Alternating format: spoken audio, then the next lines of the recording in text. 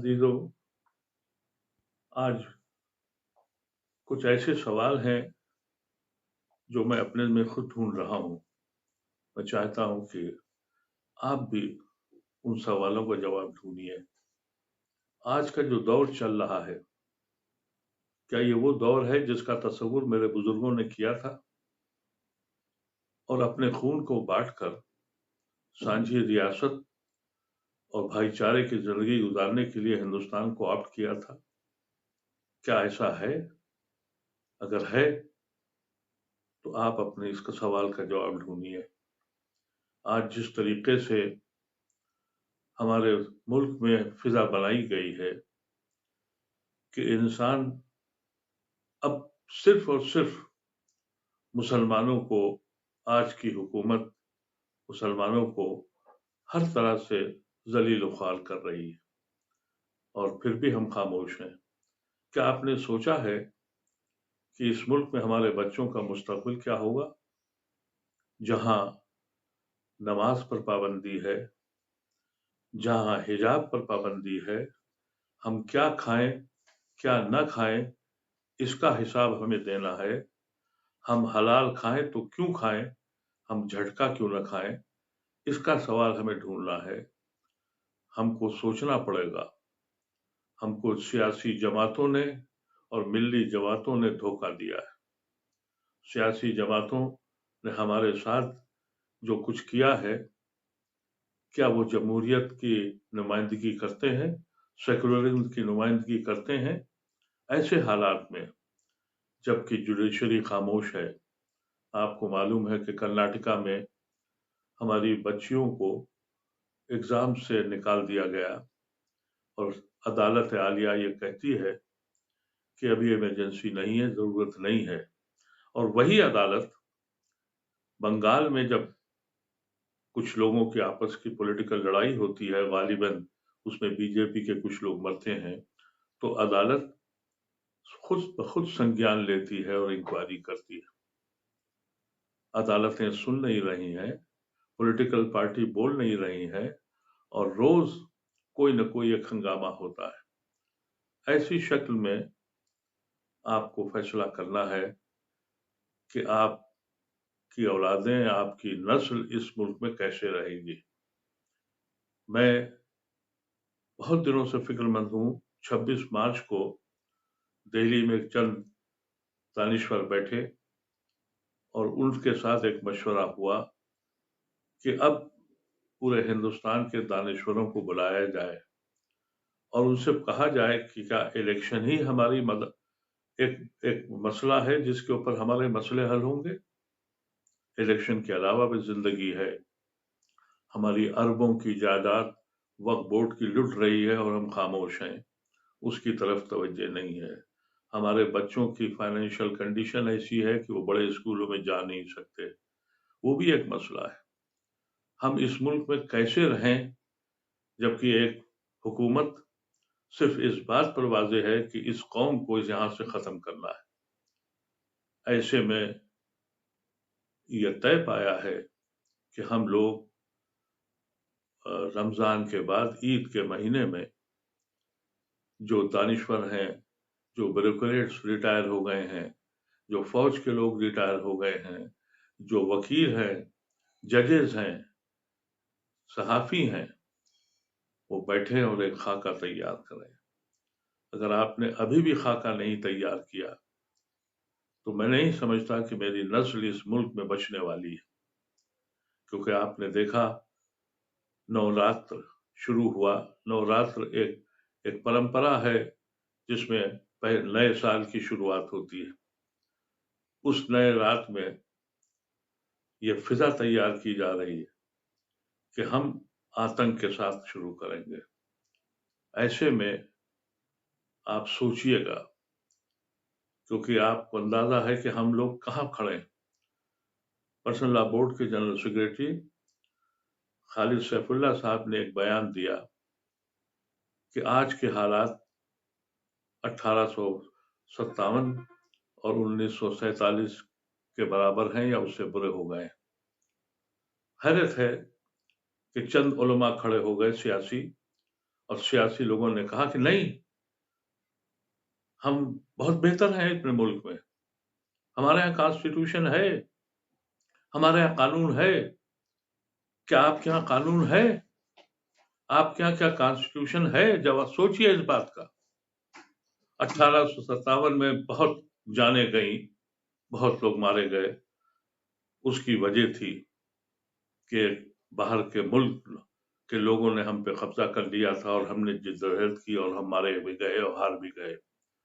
सन 47 की वजह थी कि एक मुल्क बटा था, जमीन बटी थी और इख्तिलाफात पैदा हुए और एक दूसरे को मारा गया। आज 2022 में क्या हुआ है? कौन बाहर का आदमी आ गया इसमें पे कब्जा करने के लिए? किसकी जमीन छीनी गई? लेकिन आज हमारे मजहब के ऊपर अटैक है और ये सियासी मौलवी और ये सियासी शख्सियतें कह रही कि हमारे हालात बेहतर हैं। मुझे बताइए, क्या आज के दिन हमारी खवातीन के हिजाब को से रोका गया? ऐसा हुआ था? क्या हमारी मस्जिदों पर चढ़ के झंडे लहराए गए थे? नमाज रोकी गई थी? ऐसा हुआ था? फिर भी कह रहे हैं। क्या आज आइन कायम है? क्या अदालतें फैसला कर रही हैं आपके खिलाफ जो हो रहा है? फिर भी हुकूमत से को खुश करने के लिए या डर की वजह से ये कह रहे हैं कि हालात पर उस जमाने के वैसे नहीं हैं, उससे बदतर हालात हैं।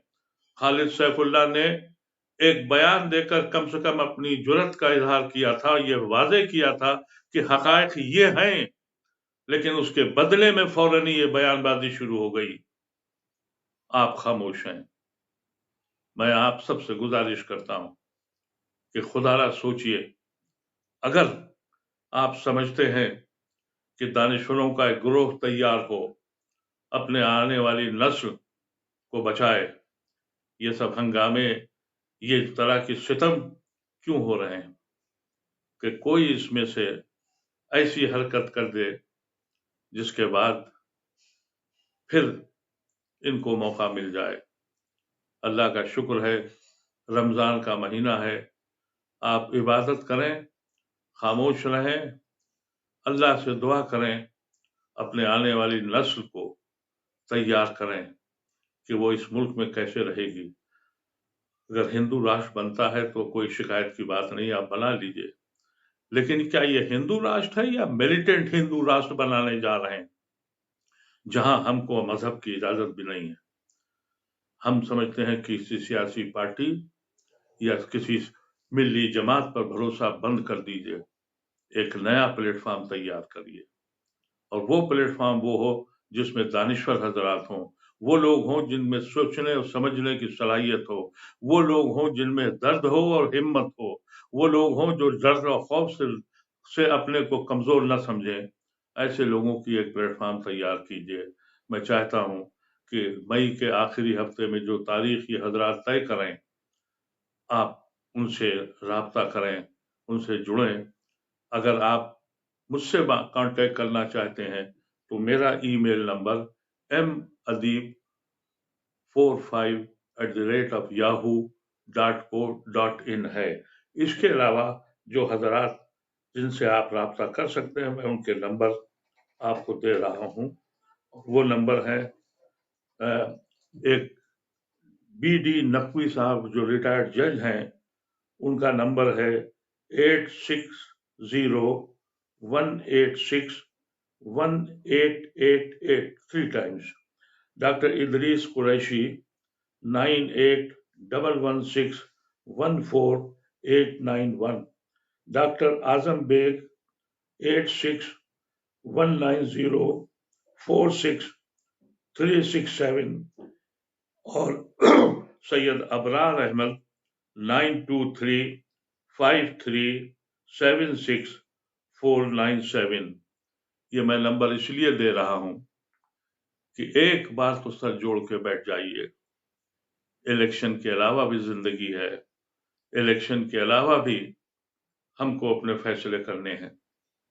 अगर आप आज भी पार्टियों को खुश करने के लिए या खौफ और हिरास में डर कर ये कहने को तैयार हैं कि ये वो मुल्क है जिसका तस्वुर हमारे बुजुर्गों ने किया था, तो आप गलतफहमी में हैं। अगर आप ये समझते हैं कि आज इस मुल्क में इंसाफ मिलेगा आपको, तब भी मुझे शुभा है। अदालतें आपके कान में आवाज आपकी जा नहीं रही है। अदालतें आपको देख नहीं पा रही हैं। वो लोग जो खुलेआम ऐलान करते हैं कि हम इनको नफ्स नाबूद कर देंगे, कत्ल गारत कर देंगे, ये आवाज अभी तक सुप्रीम कोर्ट तक नहीं पहुंची। जो लोग ये कहते हैं कि हम हिजाब आपके कानूनी हक नहीं है, आपको शरई एतबार से लड़कियों को रहने की इजाजत नहीं है, उसकी आवाज हुकूमत ये अदालतें कह रही हैं अभी जल्द वक्त नहीं आया है। ये वक्त उस वक्त तक आएगा जब आपकी लड़कियों को बरहना घुमाएंगे, शायद उस वक्त अदालत कोई फैसला करे। मेरी गुजारिश है, अगर आप मुत्तफिक हैं तो जो नंबर मैंने लिखाए हैं उनसे रुजू करिए, और जो मेरा ईमेल है उस पर आप भेजिए। दिल्ली नहीं, जहां भी आपकी मर्जी हो वहां इकट्ठे होइए 200-400 लोग, और फैसला करिए कि आइंदा की जिंदगी हमारी कैसे गुजरेगी। इन अल्फाज के साथ आपको रमजान की मुबारकबाद। अल्लाह करे कि आप में और हम में सोचने समझने की सलाहियत पैदा हो जाए। अल्लाह करे कि हम अपने मुस्तकबिल के लिए कुछ खाका तैयार कर सके। अल्लाह करे कि हमको खौफ व हिरास से हम अपने कदम को पीछे न ले जाएं, अपने मुल्क को बचाएं, अपनी कौम को बचाएं, और अपने उन हिंदू भाइयों को बचाएं जो सेकुलर हिंदू हमारे पीछे खड़े हैं। उनको कुव्वत दीजिए। अगर वो भी चले गए तो इस मुल्क में कुछ नहीं बचेगा। आज वो भी इतने ही बेबस और बेकस हैं जैसे हमारी कौम है।